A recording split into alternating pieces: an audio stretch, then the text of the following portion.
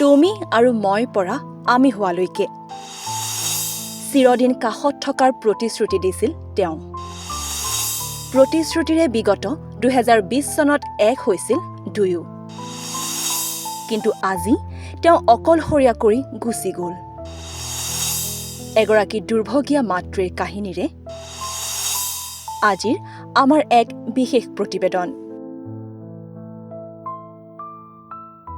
দীৰ্ঘদিনৰ প্ৰেমৰ অন্তত চিৰকাললৈ এক হোৱাৰ প্ৰতিশ্ৰুতিৰে বিগত 2020 চনত গুৱাহাটীৰ ৰূপনগৰৰ অভিযন্তা ভাৰ্গৱ কলিতাৰ সৈতে বিবাহপাশত আবদ্ধ হৈছিল ডাক্তৰ অনিন্দিতা পাটোৱাৰী।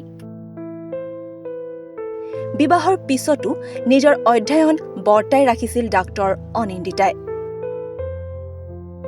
2020 চনত শ্ৰীমন্ত শংকৰদেৱ স্বাস্থ্য বিজ্ঞান বিশ্ববিদ্যালয়ৰ মাইক্ৰ'বায়'লজী বিভাগৰ শ্ৰেষ্ঠ স্নাতকোত্তৰ ৰূপে স্বৰ্ণ পদক লাভ কৰিছিল ডাক্তৰ অনিন্দিতাই।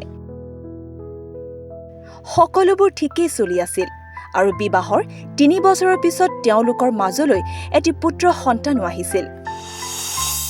তেওঁলোকে এই পুত্ৰ সন্তানটোৰ নাম দিছিল পোহৰ।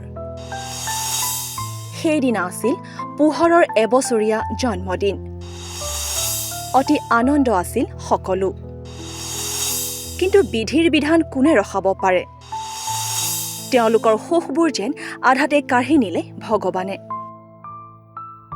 নিজৰ সন্তানৰ জন্মৰ পিছতেই যেন তেওঁলোকৰ সংসাৰখন সুখেৰে ভৰি পৰিছিল। প্ৰতিগৰাকী মাতৃৰ দৰে অনিন্দিতাৰো নিজৰ বুকুৰ টুকুৰা কণমানি সন্তানটোক লৈ মনত বহু সপোন ৰচিছিল।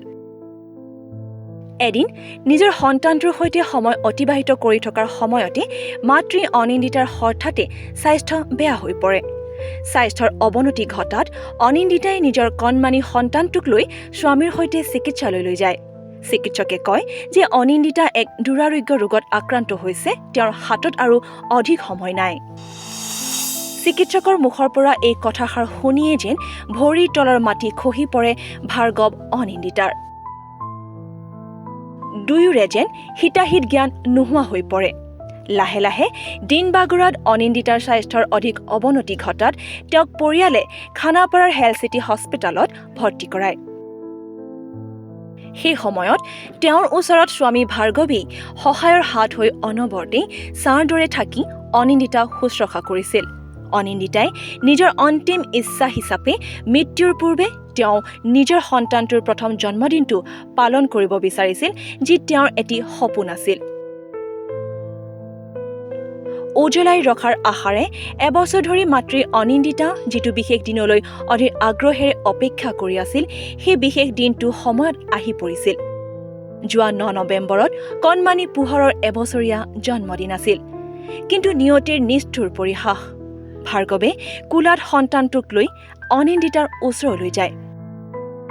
অন্তিম উশাহ লৈ থকা অনিন্দিতাই নিজৰ বুকুৰ টুকুৰা কণমানিটিৰ জন্মদিনৰ দিনাই পিতৃৰ কোলাত থকা সন্তানটিক অন্তিমবাৰৰ বাবে চাই চিৰকাললৈ পৃথিৱীৰ পৰা বিদায় লয়।